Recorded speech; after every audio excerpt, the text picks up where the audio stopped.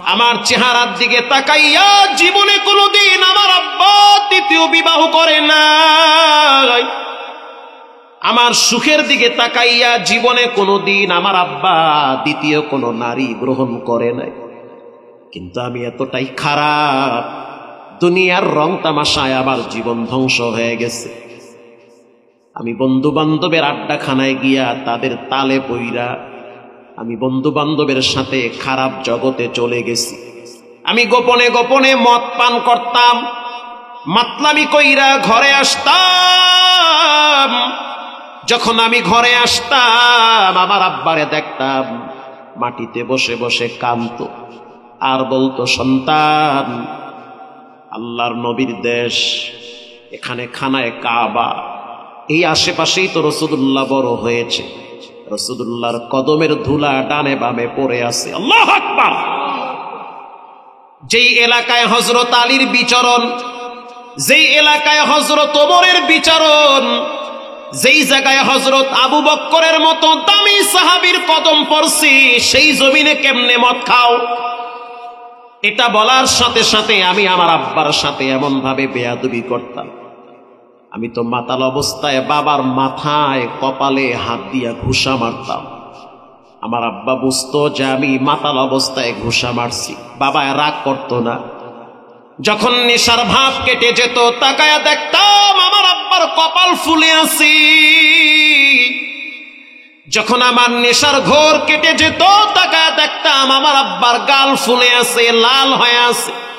আরবি মানুষ দেখতে সুন্দর, আঘাত পড়লে চেহারা লাল হয়ে যায়, কালো হয়ে যায়। আমি বলতাম, আব্বু তোমার গালে কি হয়েছে? তখন আমার আব্বাই বলতো, এই নরম হাড়টা শক্ত হয়ে গেছে তোর বুঝি, এজন্য আমার গালে তুই আঘাত করলি। অথচ তোমার এই হাতের ভিতরে আমি বাপ কত যে চুমা খাইছি, আজ বুঝি তোমার এই হাত শক্ত হয়ে গেছে। তোমার এই নরম হাতের আঙ্গুল ধরে আমি বাপ রাস্তায় রাস্তায় হাঁটাইতাম, তোমার এই হাতটা ধইরা আমি খেজুর বাগানে হাঁটাইতাম আর খেজুর পাইরা পাইরা তোমারে খাওয়াইতাম। আজ তুমি বন্ধু বান্ধবের পাল্লায় পইরা মদ খাইয়া তোমার হাত শক্ত হয়ে গেছে রে সন্তান। এই শক্ত হাতে তুমি যখন আমারে ঘুষা মারছো তখন আল্লাহর আরশে আজিম গরম হয়ে গেছে। আমি বারবার বলছি, আল্লাহ আমার কষ্টের কারণে তুমি আমার সন্তানটারে গজব দিও না। আমি মাফ করে দিছি, কারণ আমার সন্তান নেশা অবস্থায় ছিল, বুঝতে পারো নাই আমারে মারছে, আমি মাফ করে দিছি। ঘটনাক্রমে একদিন আমি আমার আব্বার কাছে আইসা বলতেছি, বাবা নেশার জন্য কিছু টাকা লাগবে, টাকা দাও, কিছু রিয়াল দাও আমারে। তখন আমার আব্বা ধমক দিয়া বলতে আছে, সন্তান, আবার মৃত্যুর পরে সব সম্পদের মালিক তুমি হবা। তুমি যদি নেশাখোর হও এই সম্পদ সব নষ্ট হয়ে যাবে। তোমার নেশার পিছনে আমি 1 টাকাও দিতে রাজি না। ওগো আল্লাহর নবীর সাহাবী আলী শুনে নেন। তখন আমি 2টা খেজুরের ছড়া এক জায়গায় কইরা বাইদা ফেলাইছি। বাইদা ফেলানোর পর সব শক্তি একত্রিত করে আমি আমার আব্বার পিঠের উপরে আঘাত করেছি। বাবা এত বুড়া মানুষ, দাঁড়াইতে কষ্ট হয়। বাবাকে মারতে মারতে মারতে মারতে বাবাই যখন মাটিতে গড়াগড়ি করতেছে, তখন আমার বদদয় হয়েছে, মারা ঠিক হয় নাই। তখন আমি মায়ের বাদ দিয়া ঘরে গিয়ে চুপচাপ বসে আছি। আর আমার আব্বা তখন আল্লাহর দরবারে চোখের পানি ছেড়ে কাঁদছে আর বলছে, দয়ার মালিক আল্লাহ, আমার সন্তানটারে এমন ভাবে শাস্তি দিবা ও যেন না মরে না বাঁচে। আল্লাহু আকবার। শাস্তি এমন ভাবে দিবা ও যেন মারা না যায় সহজে, আবার যেন বাচ্চাও না থাকে। ও নবীর সাহাবী আলী, তাকায় দেখেন আমার পিঠের দিকে। হযরত আলী রাদিয়াল্লাহু তাআলা আনহু পিঠের দিকে যখন তাকাইছে, বড় বড় বাগি উঠে গেছে পিঠের উপরে, পুরা পিঠ লাল হয়ে আছে। হযরত আলী যখন হাত দিল চিৎকার মেরে বলতে আছে, হাত দিয়েন না, বাপের অভিশাপ আমার গায়ে লাগছে, বাবার অভিশাপ আমার পিঠের উপরে লাগছে, আমার কষ্ট হয়। হযরত আলী বলতে আছে, যুবক শুনে নাও, এখন কান্দা লাভ নাই। যতদিন বাবায় ছিল যদি বাবার কাছে ক্ষমা চাইতা ক্ষমা হয়ে যেত। এখন বাঁচার পথ একটা আছে, বাবায় কোথায়, তার লাশ কোথায়? তার লাশ তো পাহাড়ি অঞ্চলে দাফন করা হয়েছে। বাবার কবরের পাশে দাঁড়ায়া বেশি বেশি দুরূদ শরীফ পড়বা, আল্লাহু আকবার বলেন, আর রবের দরবারে চোখের পানি ছেড়ে বলবা রব্বির হামহুমা কামা রব্বায়ানি সগীরা, রব্বির হামহুমা কামা রব্বায়ানি সগীরা। রব্বুল আলামিন বলেন, যারা মা বাবার জন্য দোয়া করে আরশের মালিক আল্লাহ তাআলা মা বাবাকে পরজগতে কবরের জিন্দিগিতে আরামে রাখে। যুবক ভাইয়েরা আমার, মুরব্বী বাবারা, যাদের আব্বা আম্মা কবরে গেছে, বাড়ি গিয়া দেখবেন বাবার বিছানা খালি পড়ে আছে।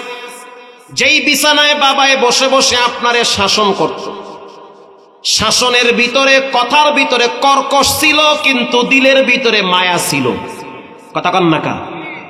ধমক দিয়া বলতো, কই তুই কি খাইলি, কেন পড়তে বসু না, কেন তুমি এখনো বাহিরে? বাবার কথার ভিতরে কর্কশ ছিল, কিন্তু বাবার দিলের ভিতরে মায়া ছিল। আজ সেই শব্দটা আপনার কানে আসে না। যতদিন মা বাবা ছিল ততদিন দোয়ার দুইটা দরওয়াজা খোলা ছিল। বিপদে পড়লি মায়ের কাছে গেলে মা বলতো, বাজার যা, আল্লাহ ভরসা, আল্লাহ দেখবে। এই কথাগুলা মায়ে বলতো।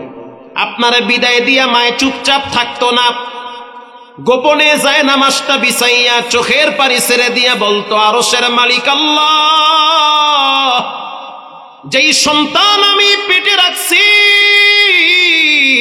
ওই সন্তানটাকে তুমি নিরাপত্তার চাদর দিয়া ঢাইকা রাখো। আল্লাহু আকবার। এজন্য জীবনে কোনোদিন মায়ের সাথে বেয়াদবি করবেন না। আল্লাহর রাসূল বলেন, বিররুল ওয়ালিদাইন, মায়ের সাথে ভালো ব্যবহার করলে রব খুশি হয়। মজার একটা হাদিস আপনাদেরকে শোনাই। রাসূলুল্লাহ ঘরে আয়েশা দেখলো মা আয়েশা রাদিয়াল্লাহু তাআলা আনহু বসে বসে চিন্তাযুক্ত অবস্থায় আছে। আল্লাহর হাবিব বলল, আয়েশা কি হয়েছে? বলি, ইয়া নবী আল্লাহ, আজকে একটা মায়ের ভালোবাসা দেখছি, মায়ের ভালোবাসা আজকে আমি চোখ দিয়া দেখছি। কি দেখলা আয়েশা? আয়েশা বলতে আছে, হুজুর, একজন নারী দুইটা বাচ্চা নিয়ে সামনে দাঁড়ায় রইছে। ইন দি মিন টাইমে আমি দুইটা খেজুর আমার হাতে ছিল, এই দুইটা খেজুর আমি ওই মহিলার হাতে দিছি। যখন আমি মহিলার হাতে দিলাম, তাকায় দেখলাম মহিলাটা নিজে না খাইয়া বাচ্চার মুখে তুলে দিয়েছে। পরে বুঝলাম মহিলাটা ক্ষুধার যন্ত্রণায় কাতরাইতেছে। আবার ডাক দিয়েছি, কাছে আসো। আরো একটা খেজুর ছিল, বলে দিলাম যে এই খেজুরটা তুমি খাবা, বাচ্চারে তো দিছো, তোমার পেট ভরো, এই নাও জমজমের পানি, খেয়ে যাও। আমি তাকায় দেখলাম আমার সামনে, বলল ঠিক আছে জায়গা। আমি জানলার ফাঁক দিয়া দেখছি মহিলাটা নিজের মুখে খেজুর দেয় নাই, ওই খেজুরটা বাচ্চার মুখে ঢুকাইয়া দিছে। আয়েশা রাদিয়াল্লাহু তাআলা আনহা বলে, হুজুর, আমি মায়ের ভালোবাসা দেখছি। আল্লাহর হাবিব বলতে আছে, আয়েশা। মা আয়েশা বলেন, হুজুর, আপনি কেন কাঁদতেছেন? মা ইবুকিকা ইয়া নবিয়াল্লাহ, আপনার চোখের পানি পড়তেছে। আল্লাহর রাসূল বলতে আছে, আয়েশা, জন্মের পরে মাত্র কয়েকদিন আমি আমার মাকে পাইছি, এরপরে আমি আমার মাকে হারাইছি। আমিও তো একটা মায়ের পেটে দুনিয়াতে আসছি। আমার মায়ের কথা মনে পড়লে তখন আমার কলিজার ভিতরে মোচড় মারে। রাসূলুল্লাহ মাঝে মাঝে আবওয়া নামক জায়গায় মায়ের কবরের পাশে দাঁড়ায়া দাঁড়ায়া বাচ্চাদের মতো কাঁদতো আর বলতো, পৃথিবীর মানুষ শুনে নাও, আল্লাহর জান্নাত যদি পাইতে চাও, কলিজার ভিতরে শান্তি নিয়ে যদি দুনিয়ায় চলতে চাও, আল জান্নাতু তাহতা কুদামিল উম্মাহাত, মায়ের পায়ের নিচে তোমার জন্য জান্নাত রেখেছেন একজন, তিনি হলেন কে? খবরদার, কখনোই মা বাবার সাথে খারাপ ব্যবহার করা যাবে না। এজন্য আজ থেকে পাক্কা নিয়ত করে নেন, জীবনে কোনোদিন মা বাবার সাথে বেয়াদবি করব না, জীবনে কোনোদিন না